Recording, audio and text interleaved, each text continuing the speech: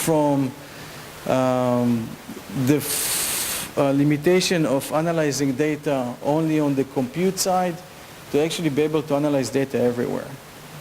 So we're moving to a data center architecture which each of the components within the data center is going to contribute something for running applications or for getting compute to the application. I think it's an interesting transition.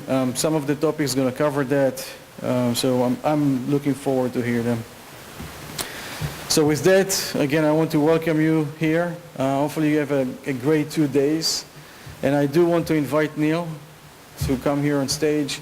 Without the tight collaboration and work together, we couldn't do that here. So I want to thank you very much and want to ask you to go on stage and say a few things. Thank you very much.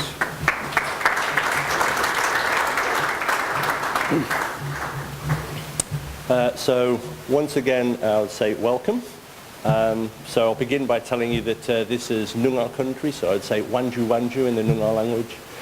So we acknowledge that this is the Noongar people are the traditional custodians of the land, pay respect to their elders, past and present, and recognise the continuing contribution to our communities and cultures. So I first went to a HPC Advisory Council meeting, I can't remember how many years ago now, 8 years, something like that probably, and had, they were in Germany at the ISC conference, particularly in Hamburg. I used to live in Switzerland and they used to be in Lugano.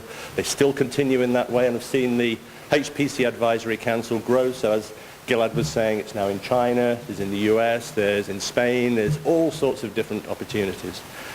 To have the HPC Advisory Council come here to Australia, particularly here in Perth in Western Australia, where our Pawsey Supercomputing Centre is an absolutely delightful thing for us to have.